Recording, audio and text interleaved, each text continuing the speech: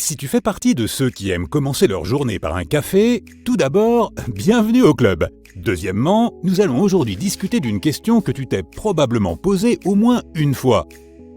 Vaut-il mieux éviter de boire du café à jeun ? Ta tasse de café peut t'aider à te sentir plus alerte et moins fatigué. De plus, la caféine peut stimuler les fonctions cérébrales, l'humeur et les performances physiques si tu aimes faire du sport le matin. Mais l'amertume de cette boisson peut aussi provoquer une augmentation de l'acidité dans l'estomac. On dit que cela peut irriter cet organe et même causer d'autres problèmes. Certains pensent que boire du café à jeun est particulièrement mauvais, car alors rien ne protège la paroi de l'estomac de cette acidité. En réalité, aucune étude n'a établi de lien entre notre boisson chaude préférée et les problèmes digestifs, que nous la consommions à jeun ou non. Mais c'est une vue générale. Bien sûr, il est important de faire attention à la façon dont notre corps réagit au café et de savoir si nous nous sentons mieux en le buvant avant ou après le petit déjeuner. Ou conserver le café. Si tu le conserves au congélateur, sache que ton café reste froid mais pas frais, qu'il soit en grains ou moulu. Ce qu'il faut, c'est le conserver à l'abri de la lumière, de la chaleur, de l'air et de l'humidité. C'est pourquoi un bocal hermétique est toujours un bon choix. Et il est préférable de conserver ce bocal dans une armoire, loin de la cuisinière et de la lumière directe du soleil. Si tu aimes le goût du café, mais que tu le trouves un peu trop amer, ajoute une pincée de sel avant de verser de l'eau sur la mouture. Le sel contient du sodium, ce qui réduit l'amertume du café. Tout simplement, ce minéral empêche tes papilles de ressentir les saveurs les plus amères. En règle générale, le moyen le plus simple et le plus rapide d'améliorer cette boisson est d'ajouter une pincée de cannelle avant de verser de l'eau.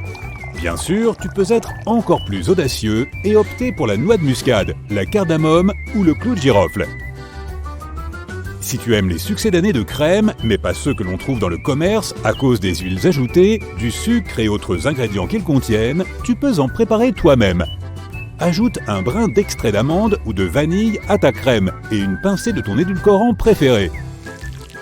Si tu préfères une texture plus riche, utilise du lait concentré sucré. Tu peux aussi te préparer un café avec de l'huile ou du beurre de coco. Voici une belle façon de commencer sa journée. En outre, cela te donnera une bonne énergie. Tu peux utiliser une cafetière à piston pour faire mousser ton lait si tu n'as pas de mousseur. Fais chauffer ton lait, verse-le dans ta cafetière, retire le couvercle en le séparant du piston. Fouette ensuite le lait pendant quelques minutes et voilà la mousse. Voici un fait intéressant. Le terme « infuser à froid » désigne le fait de préparer le café sans utiliser d'eau chaude. Il suffit de laisser tremper la mouture de café dans de l'eau froide pendant au moins 12 heures, ce qui lui donne un goût très velouté. Tu n'as besoin que d'un bocal, d'eau et de café moulu grossièrement. Tu obtiendras un fort concentré de café à boire tel quel ou avec des glaçons, de l'eau ou du lait. Tu peux aussi le réchauffer si tu veux le boire chaud. Le café infusé à froid n'est donc pas seulement destiné à être bu froid. C'est juste une façon différente de préparer ce breuvage. Tu peux aussi faire des glaçons directement avec du café. Les glaçons ordinaires risquent de trop le diluer. Tu peux donc préparer du café, le verser dans un bac à glaçons et le mettre au congélateur. Si tu as des problèmes avec les taches de café, mets du bicarbonate de soude sur le côté rugueux d'une éponge et frotte doucement. Et si tu fais partie de ceux qui boivent du café toute la journée, encore une fois, bienvenue au club, tu as peut-être remarqué qu'il a un goût étrange lorsque tu le fais chauffer au micro-ondes. Et si tu le fais chauffer à haute température, il brûle. Le meilleur moyen de réchauffer ton café est donc de le faire à feu doux et lentement. Avant de préparer du café à l'aide d'un filtre, il est conseillé de rincer celui-ci à l'eau chaude. Ainsi, tu le débarrasseras des impuretés qui pourraient donner un mauvais goût à ta boisson. Et en rinçant ton filtre à l'eau chaude, tu réchaufferas le récipient et sa température restera stable pendant la préparation. Tu peux faire pas mal de choses avec de la vieille mouture, alors ne la jette pas. Par exemple, c'est un excellent répulsif contre les parasites et même un engrais. Et si tu aimes les bougies, un peu de café leur donnera une merveilleuse odeur. Si tu aimes l'expresso frappé de chez Starbucks, en voici une version que tu peux faire chez toi. Une utilisatrice de TikTok a publié une vidéo où elle montre comment faire un expresso frappé au lait d'avoine et au sucre roux. Elle prend d'abord de la cannelle, du sucre roux, de l'expresso et de la glace et met le tout dans un bocal. Elle le ferme et le secoue jusqu'à ce que le mélange soit mousseux. Elle ajoute ensuite un peu de lait, puis elle remue. As-tu entendu parler du café Dalgona? Si tu aimes TikTok et le café, tu n'auras probablement pas manqué cette tendance. Une utilisatrice a mis au point une astuce sympa pour ceux qui n'ont pas de mixeur. Il suffit d'utiliser un fouet. Dans sa vidéo, elle utilise 3 ingrédients principaux pour préparer son café Dalgona.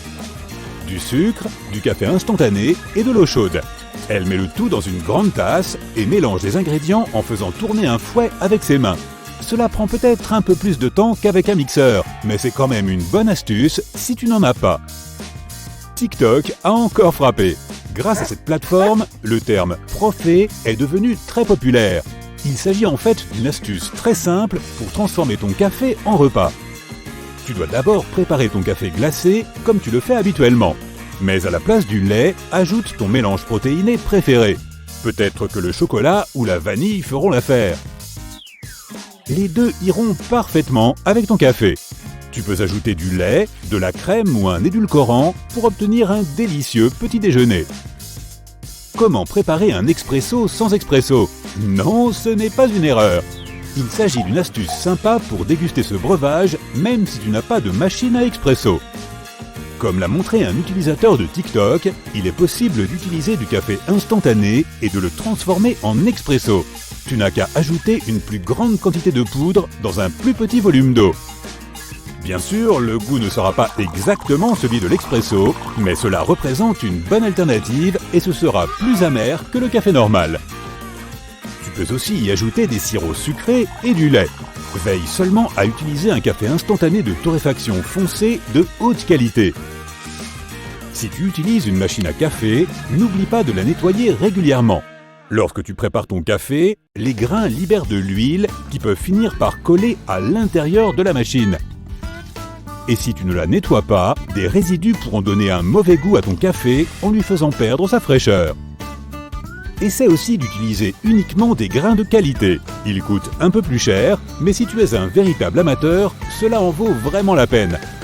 Ça ne veut pas dire qu'il faut acheter le café le plus cher du monde, bien sûr. Celui-ci coûte plus de 500 € le demi-kilo. Un animal, la civette palmiste, mange des grains de café et les transforme dans son estomac. C'est ce qui les rend si chers. Cette boisson coûte entre 30 et 90 € la tasse.